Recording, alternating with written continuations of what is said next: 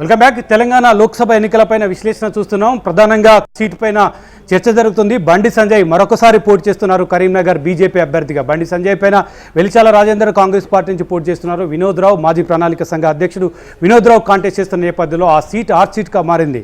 బండి సంజయ్ మరొకసారి విజయం సాధించి రికార్డు సృష్టించాలని చూస్తున్నారు. కరీంనగర్ రాజకీయ సమీకరణ ఏ విధంగా ఉండబోతున్నాయి, కరీంనగర్లో ప్రచారం ఏ విధంగా కొనసాగింది, ప్రలోభాపరం కొనసాగుతుందా లేదా, ఈ అంశాలు మనతో మాట్లాడడానికి కరీంనగర్ ప్రతినిధి భాస్కర్ లైవ్లో సిద్ధంగా ఉన్నారు. భాస్కర్, కరీంనగర్లో రాజకీయ సమీకరణలు ఏ విధంగా ఉన్నాయి? బండి సంజయ్ మరొకసారి గెలిచి రికార్డు బ్రేక్ చేయాలని చూస్తున్నారు. అది సాధ్యమవుతుందా?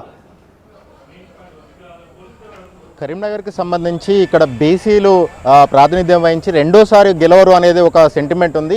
ఆ సెంటిమెంట్ బండి సంజయ్ బ్రేక్ చేస్తారా, లేదంటే రెండోసారి గెలిచి ఆ సెంటిమెంట్ బ్రేక్ చేస్తారా అనేది ఇప్పుడు ఒక సర్వత్రా ఆసక్తి నెలకొన్నది. ఇక్కడ నుంచి సిట్టింగ్ స్థానం బీజేపీ ఖాతాలో ఉంది. అయితే మరొకసారి గెలవాలి ఇక్కడి నుంచి అనే పట్టుదలతో బండి సంజయ్ ఉన్నారు. బీజేపీ, బీఆర్ఎస్, కాంగ్రెస్ ఈ మూడు పార్టీలకు సంబంధించిన అభ్యర్థులకు మనం చూసినట్టయితే 2 నెలల కంటే ముందే, అంటే నోటిఫికేషన్ రావడానికి కనీసం ఒక నెలన్నర కంటే ముందే రెండు పార్టీలు బీఆర్ఎస్ కానీ బీజేపీ కానీ అభ్యర్థులను ప్రకటించారు. వాళ్ళు ప్రచారంలో ముందే వెళ్లారు. ఆ తర్వాత కాంగ్రెస్ పార్టీ అనేక తర్జన భర్జనల నడుమ నామినేషన్ల ఘట్టం చివరి రోజు కంటే ఒక రోజు ముందుగా అభ్యర్థిని ప్రకటించింది.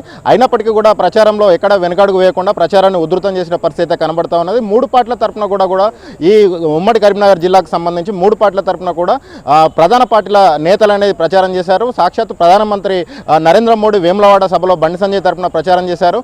ఆ తర్వాత ఇక్కడ కాంగ్రెస్ అభ్యర్థి వెలిచాల రాజేంద్రరావు తరఫున సీఎం రేవంత్ రెడ్డి ప్రచారం చేశారు.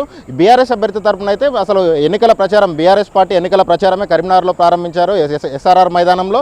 ఆ తర్వాత కేసీఆర్ ప్రచారం ముగింపు దశలో మరొకసారి రోడ్ షోలో కూడా బీఆర్ఎస్ అభ్యర్థి వినోద్ రావు తరఫున ప్రచారం చేసిన పరిస్థితి కనబడ్డది. అయితే మనం కరీంనగర్ జిల్లాకు సంబంధించిన రాజకీయ పార్టీల ప్రచార సరళిని కనుక పరిశీలించినట్టయితే అనేక ఆరోపణలు, ప్రత్యారోపణలు, ఒకరినొకరు ఒక వ్యక్తిగత దూషణల వరకు కూడా వెళ్ళిన పరిస్థితి కనబడతా ఉన్నది.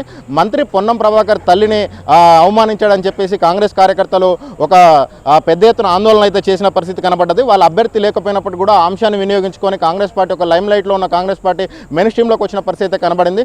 ఆ తర్వాత రాముని చుట్టే కరీంనగర్ రాజకీయం తిరిగిందని చెప్పవచ్చు. రామ జన్మభూమి, బాలరామాలయం కావచ్చు, ఆ తర్వాత అక్షింతలు కావచ్చు, వీటి చుట్టూ రాముని చుట్టే అన్ని పార్టీలు కూడా జై శ్రీరామ్ కరీంనగర్కి వచ్చి బీఆర్ఎస్ నేతలు కానీ, కాంగ్రెస్ నేతలు కానీ, ఆ తర్వాత బీజేపీ నేతలు కానీ ఎవరైనా కూడా రాముని చుట్టే రాజకీయం జరిగిందని మనం ప్రధానంగా చెప్పవచ్చు. ఈ బీజేపీయేతర పార్టీలే బీఆర్ఎస్ కానీ కాంగ్రెస్ కానీ మేము రాముని మొక్కుతాం, బీజేపీని తొక్కుతాం అని చెప్పేసి వాళ్ళు చేసినప్పటి పరిస్థితి ఉన్నది. అయితే బీజేపీ అభ్యర్థి బండి సంజయ్ మాత్రం ఒక దూకుడుగా తన ప్రచారాన్ని కొనసాగించడం చెప్పవచ్చు. ఎక్కడ తగ్గకుండా రాముని అంశం కావచ్చు, తర్వాత మిగిలిన అంది వచ్చిన ఏ అవకాశాన్ని కూడా వదులుకోకుండా బండి సంజయ్ అనేది ప్రచారం జరిగిందని చెప్పవచ్చు. అయితే మూడు పార్టీలు కూడా హోరాహోరీగా ఇక్కడ ప్రచారాన్ని కొనసాగించాయి. కాంగ్రెస్ పార్టీ చివరిగా 2009లో ఇక్కడ నుంచి విజయం సాధించింది. బీఆర్ఎస్ 2014లో విజయం సాధించింది. ఎన్నికల్లో కేసీఆర్ హిందువులు బొందుగాళ్ళన్న అంశానికి సంబంధించి బండి సంజయ్ భారీ ఎత్తున ప్రచారం చేశారు. ఆ ప్రచారాన్ని హిందుత్వ ఓట్లను మొత్తం తన వైపు తిప్పుకోగలిగారు. ఈసారి కూడా హిందుత్వ ఓట్లను పోలరైజ్ చేయడానికి బండి సంజయ్ ప్రయత్నం చేశారు. అందులో భాగంగా ఆయన అగ్రెసివ్గా కూడా ముస్లింలపైన కూడా తీవ్రమైన వ్యాఖ్యలు చేశారు. అదేవిధంగా పొన్నం ప్రభాకర్ కూడా సర్కారు బియ్యం తీసుకొచ్చి తలంబ్రాలని చెప్తున్నారు, అయోధ్య తలంబ్రాలని చెప్తున్నారు అన్న వ్యాఖ్యలు కూడా దుమారం లేపిన నేపథ్యంలో ఏ విధమైన చర్చ జరిగింది? ఆ అంశాలు ఎన్నికల్లో ఏ విధంగా ప్రభావం చూపబోతున్నాయి? దీనికి మనం చూసినట్టయితే ఇక్కడ రాజ్యాంగాన్ని మారుస్తారనే వ్యాఖ్యలు ఇక్కడి నుంచే ప్రారంభమయ్యాయి. తర్వాత రిజర్వేషన్లకు సంబంధించిన అంశం కూడా ఇక్కడి నుంచే ప్రారంభమయ్యాయి.